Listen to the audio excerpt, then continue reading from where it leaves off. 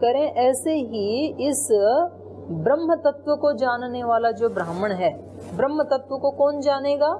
जो निर्द्वंद्व हो जाएगा, जो अपनी आत्मा में स्थिर हो जाएगा, जो व्यक्ति तत्व ज्ञान को प्राप्त कर लेगा, ऐसे ब्राह्मण के सामने ये जो कर्म कांड का फल है ये इतना ही तुच्छ हो जाता है जैसे कि सब तरफ बाढ़ आने पर एक कुएं का अस्तित्व तुच्छ हो जाता है। कुएं को जैसे कोई प्रयोजन नहीं होता है उस समय, ऐसे ही इस कर्म कांड का कोई प्रयोजन नहीं रह जाता है जब व्यक्ति उस ब्रह्म को जान लेता है, उस तत्व को जान लेता है, जब वो आत्मवान हो जाता है, जब वो नित्य सत्वस्थ हो जाता है, निर्द्वंद्व हो जाता है, तो बस फिर वही तो प्राप्त करना था।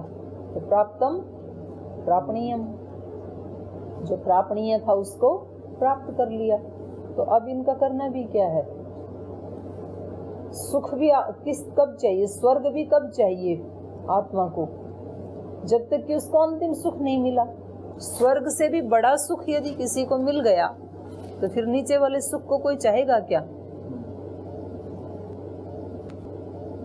जिसको अमृत मिल जाए पीने के लिए तो फिर वो मिट्टी का पानी पिएगा क्या? नहीं पिएगा। जब उसके सामने अमृत है तो अमृत को पिएगा। तो बड़ा सुख यदि हमें प्राप्त हो जाए तो फिर छोटे सुख अपने आप हट जाते हैं, उनको छोड़ना नहीं पड़ता है। आप जैसे सीढ़ियों के ऊपर चढ़ रहे हैं तो एक स्टेप से दूसरे स्टेप पे चढ़े। जैसे मान लो आपको छत पे जाना है तो एक सीढ़ी आपने छोड़ के दूसरी में चढ़ गई, दूसरी छोड़ के तीसरी में चढ़ गई। अब कोई आपसे पूछे भी आपने ये दोनों सीढ़ियां कैसे छोड़ी, तो क्या कहेंगे? आपने 3 सीढ़ी छोड़ के आप चौथी पे खड़े हैं अभी, तो पूछे कोई कि भी ये आपने कैसे छोड़ दी? इतनी सुंदर सुंदर सीढ़ियां थी, ये तो कैसे छोड़ी? तो आप कहेंगे कि छोड़ी नहीं, छूट गई। जैसे ही अगली पे गए तो पहले वाली अपने आप ही छूट गई, उसके लिए कोई प्रयास थोड़ी करना पड़ता है। क्योंकि जब उससे भी ऊपर वाली मिल गई तो नीचे की तो अपने आप ही छूट जाती है ना। और जब छत पे पहुंच गए तो सारी सीढ़ियां छूट गई, तो फिर सीढ़ियों में कोई आकर्षण रहता है क्या? क्योंकि प्रयोजन क्या था? छत पे जाना, वो प्राप्त हो गई। तो अब इन सीढ़ियों का कोई प्रयोजन, कोई आकर्षण रहेगा व्यक्ति के मन में? कुछ भी नहीं रहेगा। कोई व्यक्ति आपसे पूछे कि जी ये सारा संसार आपने कैसे छोड़ दिया? वहाँ का खाना पीना, वहाँ का लाइफस्टाइल, वहाँ का नौकरी पेशा, धन दौलत, वहाँ तो बड़े बड़े आकर्षण हैं, तो उसको कैसे छोड़ा आपने? तो क्या उत्तर देंगे? उससे दुख दिखाई दिया ना, उससे शांति नहीं मिली। इतना मात्र नहीं है, उससे अगले वाली सीढ़ी मिल गई। छोड़ा नहीं कुछ भी, छूट गया। जब चित्त को उस सुख से भी बड़े सुख की अनुभूति होती है, यहाँ आपको 2 वस्त्रों में भी एक संतुष्टि की अनुभूति होती है कि मैं एक ब्रह्मचारी हूँ, मैं एक सन्यासी हूँ। वो अनुभूति आपको वहाँ 5 ड्रेस पहन के भी नहीं हो रही थी। तो ये सुख मिला ना, उस सुख से ज्यादा सुख मिला इसमें आत्मा को, मन को। बाहर से देखने वाले को तो लगेगा कि वहाँ 5 थे, यहाँ तो 2 ही हैं। तो लेकिन हमें अनुभूति क्या होती है? वहाँ कम सुख की अनुभूति हो रही थी, यहाँ उससे ज्यादा सुख की अनुभूति हो रही है।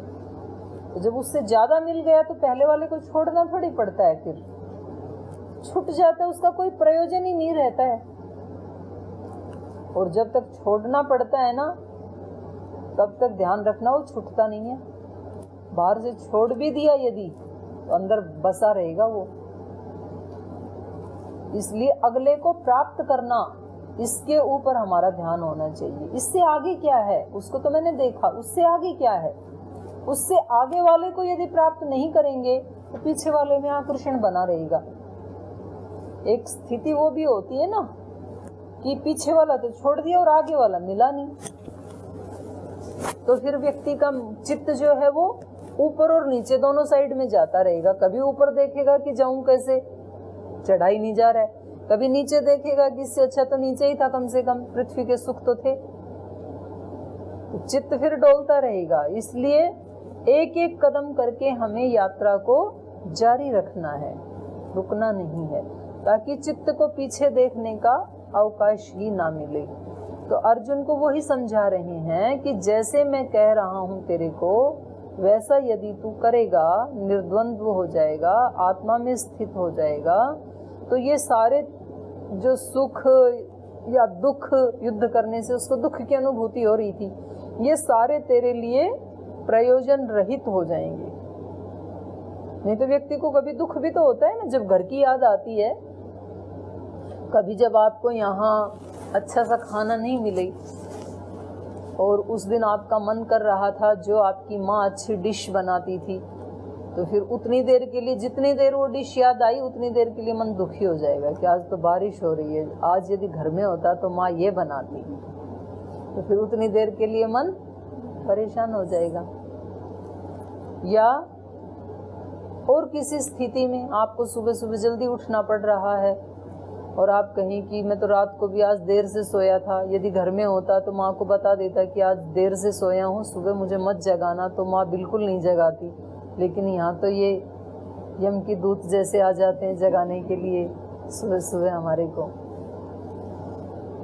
तो जब अपने को उधर मन जाने लगे, जब ऐसा लगने लगे कि चित्त उधर भी जा रहा है इधर भी जा रहा है, तो फिर आप विचार करना कि ये जो संबंध हैं जिनको अभी मैं सुखदायी समझ रहा हूँ, ये क्या मेरा स्थायी संबंध है इनसे?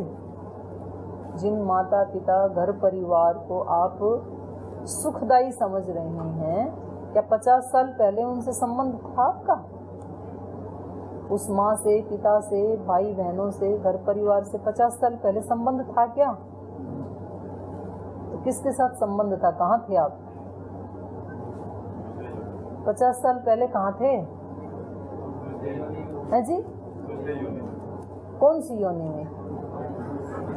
वही तो पूछ रही हूँ, कौन सी योनि में थे? कौन माता पिता थे? जरा थोड़ा तो बताओ। जस्ट 50 साल पहले की तो पूछ रही हूँ। आपकी यात्रा तो 200 करोड़ वर्षों से चल रही है, मैं तो केवल 50 साल पहले का पूछ रही हूँ। चलो 40-45 साल पहले का ही बता दो, कहाँ थे? कौन थे माता पिता? कौन सा था घर? नहीं पता है। जब इतना भी नहीं पता है और अगले 50-60 साल के बाद, मीन्स इस शरीर के अंत के बाद, क्या ये वाले संबंध रहेंगे क्या? जो अभी हैं ये रहेंगे क्या? नहीं रहेंगे, ये इस शरीर के साथ अंत हो जाएगा। तो ऐसे मेरा संबंध पता नहीं कितनी आत्माओं से, माता पिता के रूप में, मित्र के रूप में, गुरु के रूप में, शिष्य के रूप में, कैसे कैसे संबंधों के रूप में जुड़ता ही रहा है। जुड़ता रहा, बिछुड़ता रहा, फिर जुड़ता रहा, फिर बिछुड़ता रहा। अब भी कुछ लोगों से जुड़ा है, वहाँ कुछ साथियों को छोड़ आए, यहाँ कुछ नए बन गए, फिर इनसे भी बिछुड़ के फिर और नए आते जाएंगे, इनमें से कुछ खिसकते जाएंगे। ये तो ऐसे जीवन का प्रवाह चल रहा है। लेकिन एक कोई है जिसके साथ मेरा संबंध नित्य है, और जो सब कुछ जानता है मेरे बारे में और सब समझता है, पूरी अंडरस्टैंडिंग है मेरे बारे में। वो कौन है? वो ईश्वर है। तो वो तो हमेशा मेरे साथ है, तो बस उसका संबंध काफी है, और वो ही स्थायी है। आज भी उसके साथ है, इस शरीर के बाद भी रहेगा, इस शरीर से पहले भी था उसके साथ। उससे अलग मैं हो ही नहीं सकता हूँ। अब जो इतना धनवान है, इतना ज्ञानवान है, इतना सबसे महान है, और उसके साथ मेरा नित्य संबंध है, एक जन्म का नहीं, अनादि काल से, उसको तो याद नहीं करते हैं। और जिसके साथ 10-20 साल पहले संबंध हुआ उनको याद करते हैं। तो ये ठीक नहीं है ना। फिर याद किसको करना है?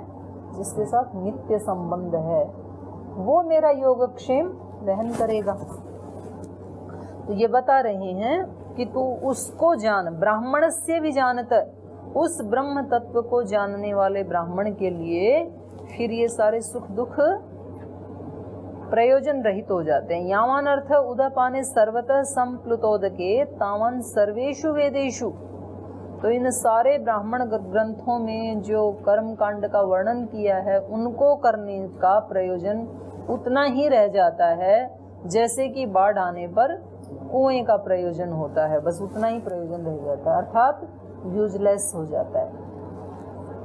इसलिए अर्जुन इस अगले श्लोक को निशान लगा लो, ये याद करना। वैसे तो याद ही होगा, ज़्यादातर कोई भी भारत में पैदा होने वाला व्यक्ति जो है ना इस श्लोक को तो कम से कम जानता ही है, भले ही संस्कृत ना भी पढ़ी हो।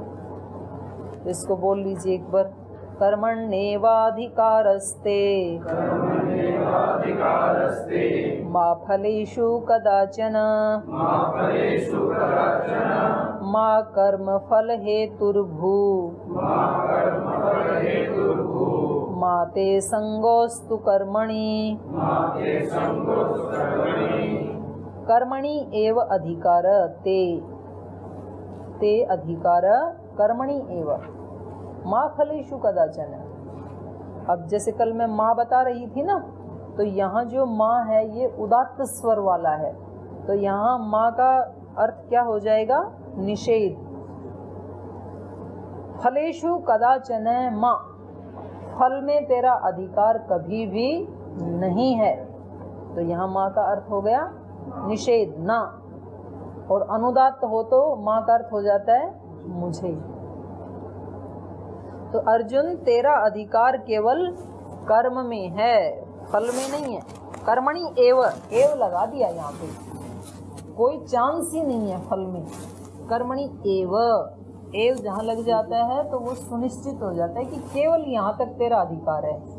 जब आपको कहा जाता है ना कि आपका अधिकार केवल इस कक्ष में ही सोने का है, तो ही लगा दिया, तो इसका मतलब क्या हुआ? बाकी कक्ष में जाने का आपका अधिकार नहीं है। तो यहाँ एव लगा दिया कृष्ण ने। कर्मणि एव अधिकार, केवल कर्म में ही तेरा अधिकार है। फलेषु माँ कदाचन, फल में तेरा अधिकार कदापि नहीं है, कभी भी नहीं है। ऐसी भाषा हम कब प्रयोग करते हैं? जब कोई संभावना नहीं होती है। हम कहते हैं ना कि बिल्कुल नहीं हो सकता, ये तो कदापि नहीं हो सकता, इसका मतलब कोई संभावना नहीं। तो फल में तेरा अधिकार कभी हो ही नहीं सकता। माँ कर्म फल हेतु भूहु, इसलिए कर्म फल का जो हेतु है, कर्मों के फल का हेतु, वो तू मत बन। माने कर्म के फल को हेतु बना के कर्म करने वाला मत बन। ये फल मिलेगा तो मैं ये कर्म करूँगा, फल नहीं मिलेगा तो कर्म भी नहीं करूँगा। व्यक्ति ऐसे सोचता है ना, वो कहता है कि मैं यदि आपके संगठन में आकर के सेवा करूँ तो मुझे क्या मिलेगा? कुछ लोग ऐसे पूछते हैं ना, हमें क्या मिलेगा? तो मिलेगा तो कुछ भी नहीं, कुछ तो लगाना पड़ेगा अपनी जेब से, तो फिर मैं क्यों आऊँ? जब अपनी जेब से लगाना पड़ेगा तो मैं क्यों आऊँ? ये एक प्रकार के लोग हैं। दूसरे प्रकार के लोग हैं कि स्थूल रूप से आपको कुछ भी नहीं मिलेगा, लेकिन सूक्ष्म रूप से आपको पुण्य मिलेगा। तो कह रहे हैं कि ठीक है, ये स्थूल तो छूटने ही वाला है वैसे भी, और पुण्य मेरे साथ जाने वाला है, इसलिए मैं आपके संगठन में आके सेवा देना चाहता हूँ। तो वो लग जाता है, लेकिन प्रयोजन उसका भी क्या है? पुण्य मिले, पुण्य तो चाहिए ना, तो प्रयोजन वहाँ भी है, लेकिन वो प्रयोजन थोड़ा सा हाई क्वालिटी का है, उच्च कोटि का है थोड़ा सा। तो ये कह रहे हैं कि तू उसको भी मत चाह, पुण्य मिलेगा कि नहीं मिलेगा या कैसा मिलेगा, क्योंकि उसमें तेरा अधिकार ही नहीं है। और कभी कभी फिर ऐसे क्योंकि जो चाह करके किसी चीज कुछ मिले, ऐसा चाह करके जो सेवा करते हैं और फिर वो यदि नहीं मिलता है तो फिर गुस्सा भी आता है। तो जब हम 1 साल से सेवा कर रहे हैं और जब स्वामी जी महाराज आए तो हमें आशीर्वाद भी नहीं दिलाया, मंच पे हमारा नाम भी नहीं बोला एक बार भी, तो इतना तो हमें चाहिए था ना। तो इसका मतलब 1 साल से जो सेवा कर रहे थे वो किसके लिए कर रहे थे? आशीर्वाद के लिए। तो फल की इच्छा तो थी ना, तो फल की इच्छा जहाँ जहाँ भी होगी तो फल तो आपके हाथ में नहीं है। आशीर्वाद मिले ये आपके हाथ में नहीं है, तो मिल भी सकता है, नहीं भी मिल सकता है।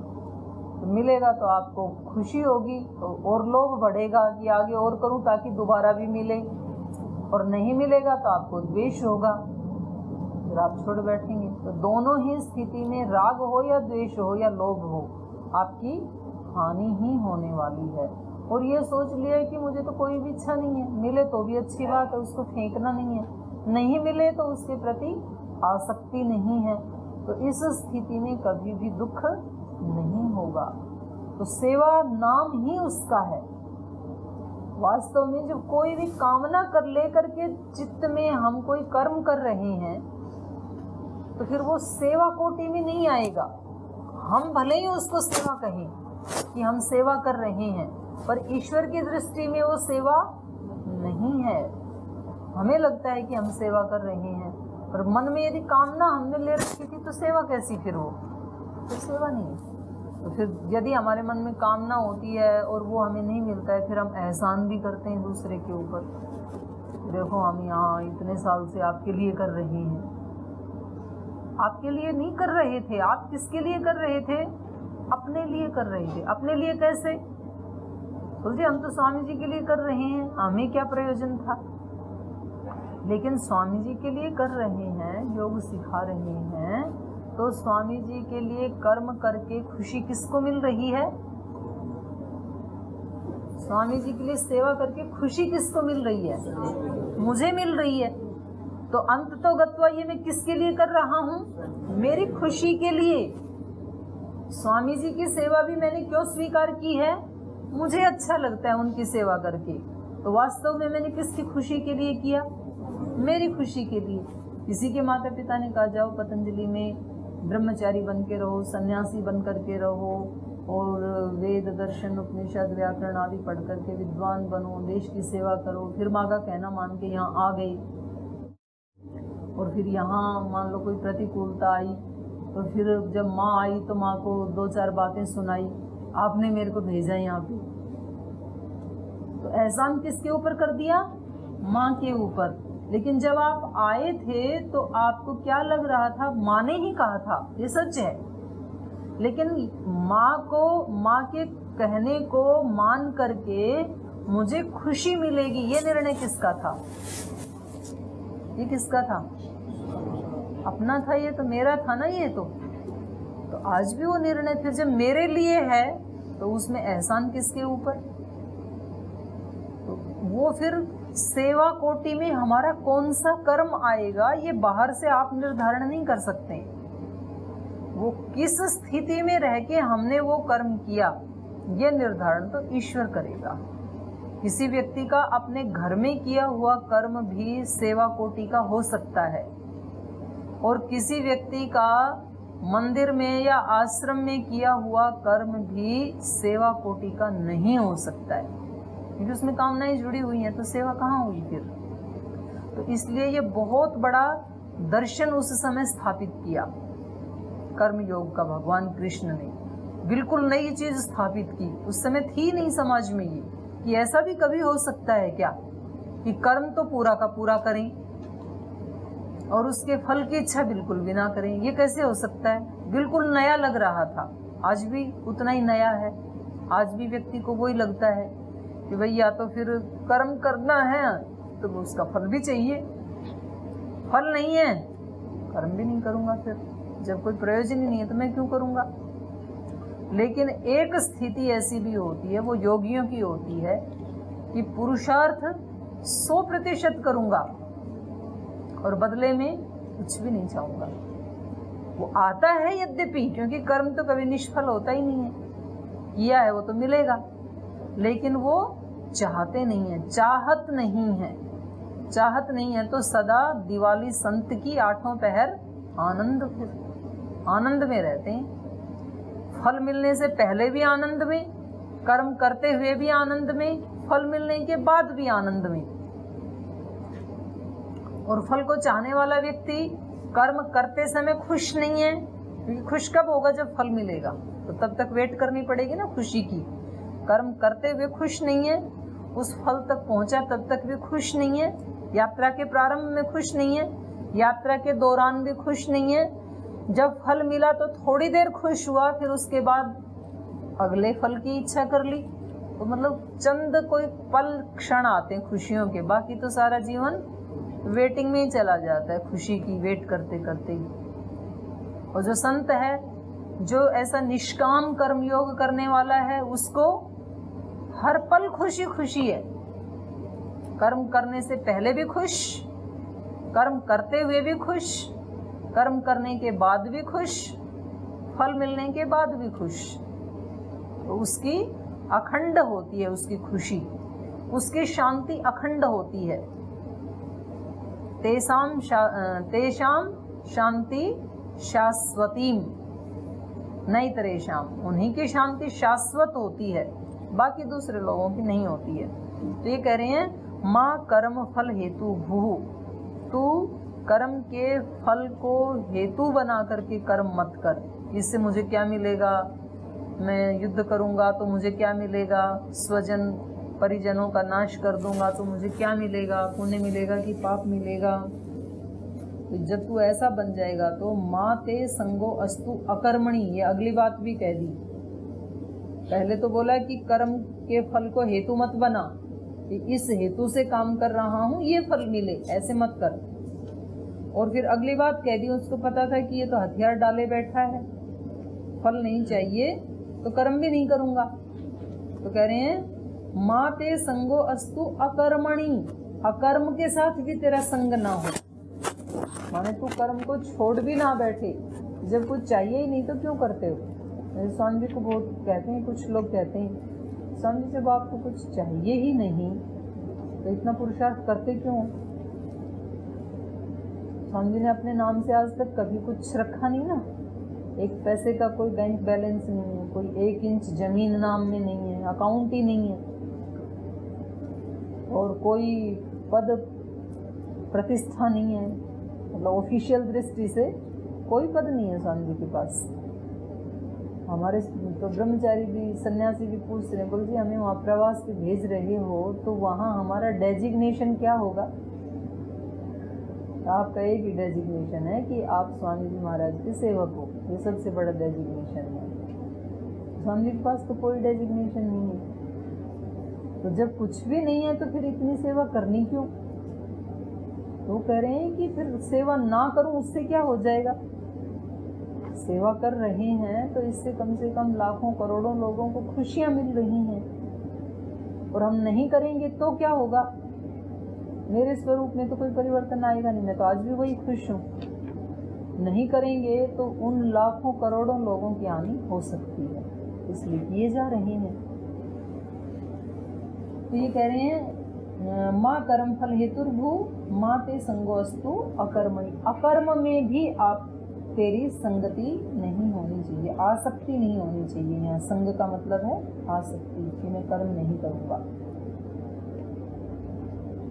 तो यहाँ थोड़ा सा ये लिखा भी है यहाँ पर व्याख्याकार ने, दूसरे पहरे को पढ़ रही हूँ एक बार, या पहले को भी पढ़ देती हूँ। कर्म करने अर्थात कर्तव्य में ही तेरा अधिकार है, कर्म के त्याग में नहीं। कर्तव्य कर्म को करते हुए भी उनके फलों में तेरा अधिकार नहीं है, उन्हें भी फलासक्ति रहित होकर के ही करना है। ऐसा करते हुए तू कर्म फल का हेतु नहीं बनेगा, क्योंकि फलासक्ति के साथ कर्म करने वाला ही बंधन कारक कर्म फल का हेतु बनता है। ऐसी स्थिति में कोई कह सकता है कि जब कर्म फल वांछित नहीं तो कर्म करने को कष्ट क्यों किया जाए। ऐसी आशंका होने पर भगवान कहते हैं अकर्म में भी तुम्हारी प्रीति नहीं होनी चाहिए, क्योंकि ये स्थिति तमोमयी है और अनर्थ की मूल है।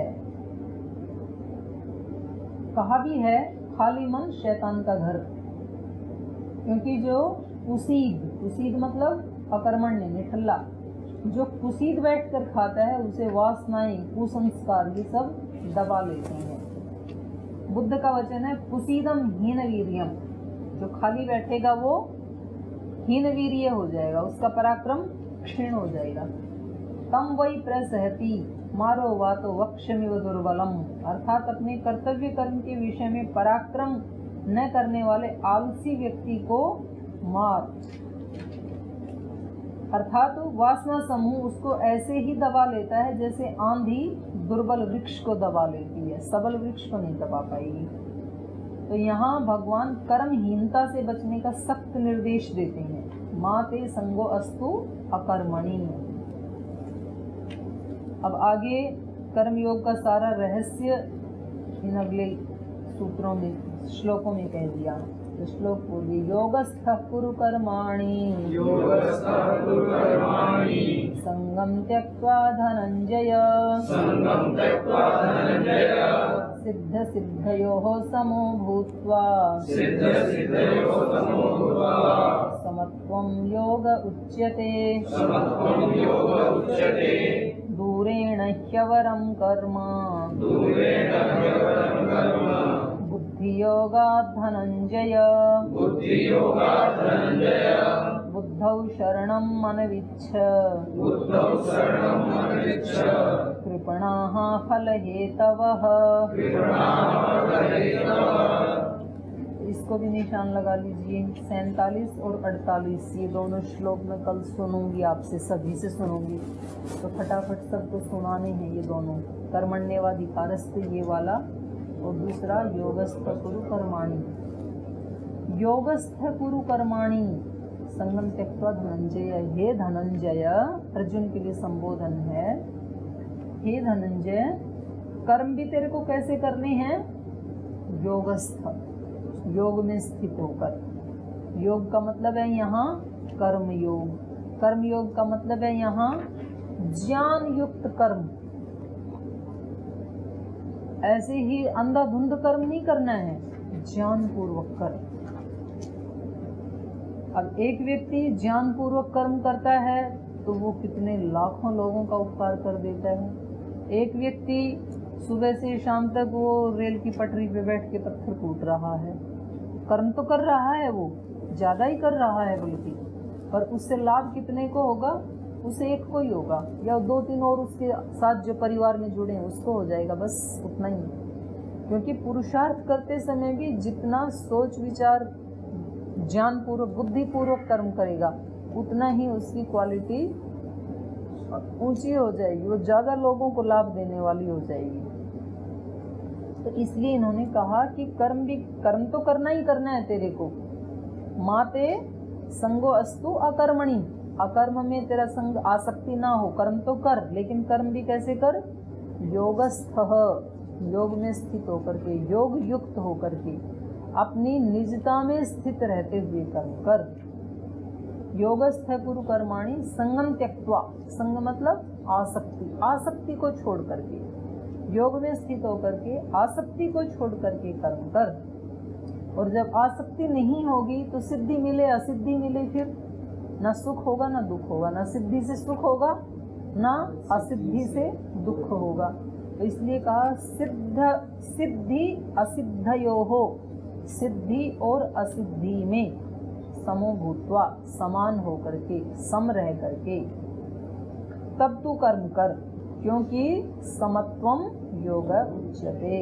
योग किसको कहते हैं? समता को ही योग कहते हैं, मध्यम मार्ग को ही योग कहते हैं, अति को योग नहीं कहते हैं। ये बात गीता में भी कह रहे हैं, यही बात महात्मा बुद्ध ने भी कही। महात्मा बुद्ध घर आदि सब छोड़ के चले गए, फिर खाना भी छोड़ दिया, फिर पानी पीना भी छोड़ दिया, पत्ते खाना भी छोड़ दिया, और फिर वो ऐसे ही पेड़ के नीचे, मतलब उस जो पेड़ है ना अभी गया में, उसके नीचे तो 6 ही दिन बैठे थे केवल, जो बोधि वृक्ष है अभी। और वहाँ उस समय जंगल था, तो वहाँ से फिर वो कोई बकरी चराने वाली जो कोई महिलाएं थी, तो उनके एक शब्द से फिर उनको जान हो गया 6 साल के बाद। उन्होंने कहा कि इसको, वो वीणा उनके हाथ में थी, इतना भी मत खींचो कि इसकी ये तार ही टूट जाए, और इसको इतना ढीला भी ना रखो कि इससे स्वर सुंदर ना निकले, बेसुरा स्वर निकले, तो मीडियम कस के रखो। तो योग दर्शन में भी यही बताई है। तब कितना करना चाहिए जिससे चित्त की प्रसन्नता भंग ना हो, उतना तब तो करना है। वो पता लगा कई साधक रात को सोते ही नहीं, 11, 12, 1, 2 बजे तक जप कर रहे हैं, ध्यान कर रहे हैं। हमारे यहाँ 2-3 ब्रह्मचारी आए ऐसे, फिर वो थोड़े दिन के बाद पागल हो गए। दिमाग घूम गया उनका, फिर उनको घर छोड़ना पड़ा। तो तप तो करना है, लेकिन कितना करना है जिससे चित्त की प्रसन्नता खिन्न ना हो। तो समता में रह करके, समता ही योग है। तो इस समता का अभ्यास हमें सुबह से शाम तक अपने हर कर्म में हम समता का उपयोग कर सकते हैं। खाने में समता, सुनने में समता, बोलने में समता, तो हर इंद्रिय के विषय में मध्यम मार्ग अपनाना। तो ये आज यही पाठ को विराम देते समय हो गया।